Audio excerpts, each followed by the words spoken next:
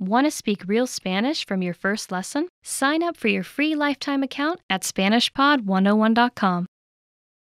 Hola, soy Brenda Romagnello, tu profesora de español. Today I'm going to show you 10 ways to talk about your marital status in Spanish. When you talk about your marital status in Spanish, is one of the very first few questions that some people will ask you, especially in a conversation at the beginning. So today we're going to have a look at 10 different ways to say what is your status with 3 different verbs in Spanish: ser, tener, y estar. So before we start with this lesson, let's go and see how we conjugate these verbs. So how do we put one person performing the action? And then we go to the different ways to express your marital status. Para ser, repite: yo soy, tú eres, vos sos, usted es, él, ella es, nosotros, nosotras somos, vosotros, vosotras sois, ustedes son, ellos, ellas son. So this is to say I am, you are, he is, you formal, etc. Let's go with the verbo tener.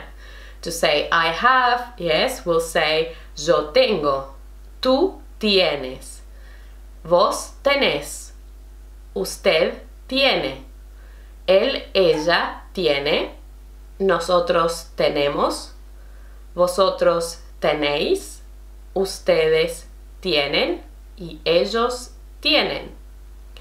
Y estar, remember that is the other verb for to be, and we also say I am, you are, etc. is yo estoy, tú estás, vos estás, usted está, él, ella está, nosotros, nosotras estamos, vosotros, vosotras estáis, ustedes están, ellos, ellas están.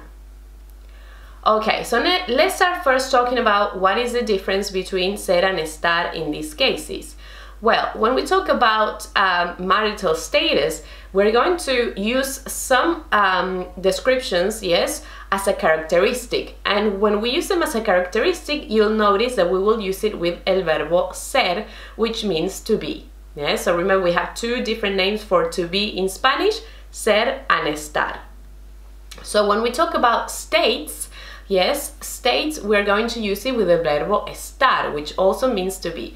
But remember, ser is for characteristics, estar is for states. Yeah, so that in this specific lesson, that's how we're going to differentiate these 2 verbs, okay?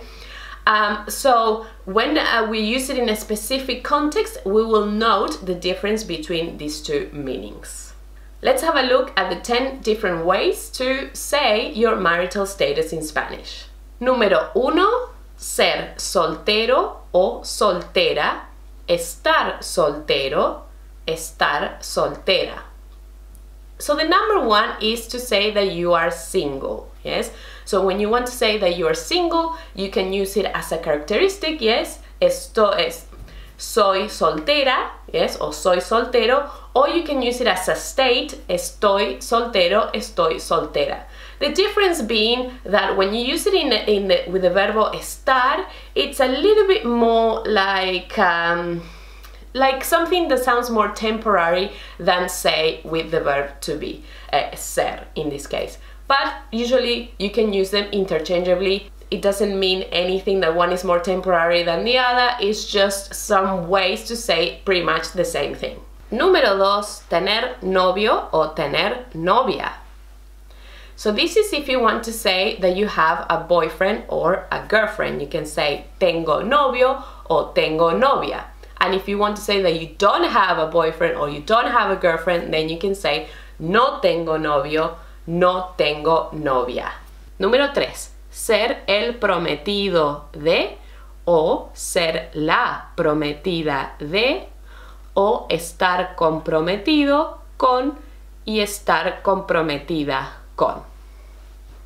These phrases are used if you are engaged, yes, to be married.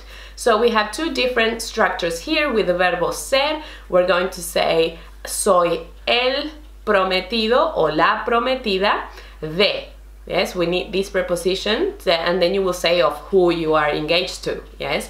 And then if you use it with the verbo estar, then you can say estoy comprometido, estoy comprometida con, and then the name of the person that you are engaged to. There's something to note here. We will have one that is only for masculino and one for femenino. So if you're a man, you have to say el prometido, comprometido, and if you're a woman, you have to say la prometida or comprometida.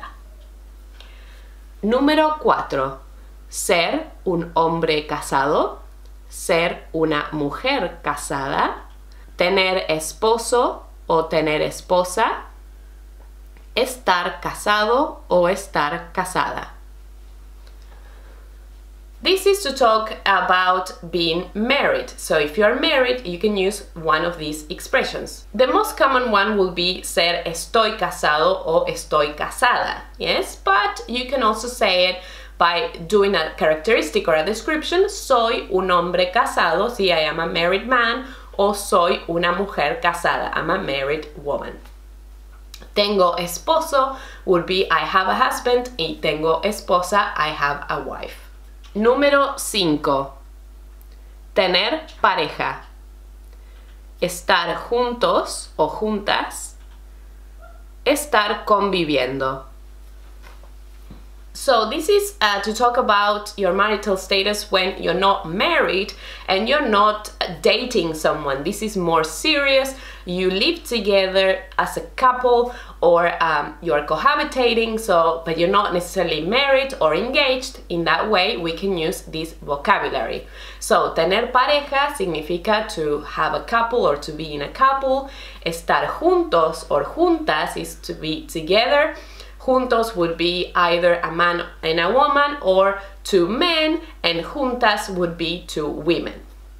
So remember, in Spanish we have for the general, yes, to say the general, it always is in the masculino plural for general. So what I'm trying to say here, let's take nosotros as an example, which means we. Nosotros means we, and that could be a group of women and men, or all men. So if we have a group of all men, if I was a man, then I would say nosotros. Yes, but I am a woman and I am amongst other women and men, then we still say nosotros. We have to be all women to be able to say nosotras. So I hope that you understand why juntos is the general and also two men, and juntas is two women specifically. Conviviendo comes from the verb convivir, which means to live together or to cohabitate. So estamos o estoy conviviendo con mi pareja is I'm living together with my couple or my partner. Número 6. Estar separado, estar separada. So this is to say when you are separated. Remember, if you're a man, you have to say estoy separado.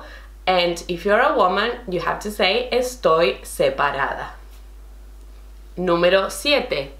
Estar divorciado o estar divorciada. If you are divorced, then you have to use this structure. If you're a man, estoy divorciado, sí, I am divorced, y estoy divorciada significa I am divorced, but you are a woman. Número 8. Tener familia.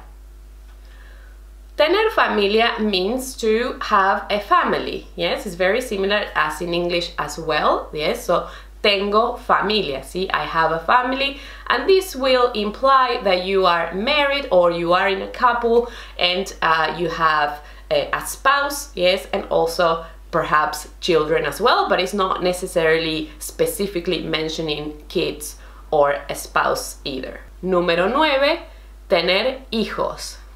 Tener hijos is now specifically saying that you have kids, yes, and you have more than one. If you have only one child, then you have to say, I have a child, yes, tengo un hijo, if it is male, yes, masculino, y tengo una hija, if it is female, sí, o una mujer, sí, una niña. Tengo un hijo, tengo una hija. But if you have several children, remember, if they're mixed genders, then you have to say tengo hijos. Yes, if you have all boys, then you will have to say tengo hijos. And if you have daughters only, then you have to say tengo hijas. And of course, you can add the number as well. Tengo dos hijos, tengo dos hijas, etc. And the last one, el último, ser viudo, ser viuda, o estar muerto, estar muerta. So the last one is to say that you are a widow. Yes, if you are a man, then you have to say soy viudo. If you are a woman, you will say soy viuda. You don't only can use this for a spouse, you know, this can also mean that maybe a family member, when they pass away, it's better in Spanish to say fallecido or fallecida. Yes, that's how we say to pass away in Spanish. When you say muerto or muerta, it's a little bit cold, a little bit insensitive to say my grandfather died. Yeah, I think in English it's not that bad. In Spanish it's very strong, it's very insensitive to say, oh, mi abuelo murió, ¿sí? O ha muerto. Es mejor, sí, it's better to say mi abuelo ha fallecido o mi abuelo falleció. What is the difference between mi abuelo ha fallecido y mi abuelo falleció? That in the ha fallecido, it means that it's a recent action, yes? That's why we use el pretérito perfecto compuesto, see, the present perfect here. So if someone has passed away recently, you probably want to say it ha fallecido, or if they have been gone for a while, then you can say falleció. And of course, you don't have to change the gender here because this is just the verb, to pass away. As a bonus for this lesson, you can ask a few questions, yes? So, for example, if you want to ask about the marital status of someone, you can ask, ¿estás soltero? ¿Estás soltera? O ¿eres soltero? ¿Eres soltera? ¿Tienes novio? ¿Sí? ¿Tienes novia? ¿Estás casado? ¿Estás comprometido? ¿Eres divorciado? Etcétera, etcétera. Muy bien, esas son las 10 formas de hablar de tu estado civil. Those are the 10 ways that you can talk about your marital status in Spanish. And, well, tell me, I would like to hear from you. What is your marital status? ¿Cuál es tu estado civil? ¿Sí? Dímelo en los comentarios. Muy bien, eso es todo por hoy. Muchas gracias y nos vemos en la próxima clase. Adiós.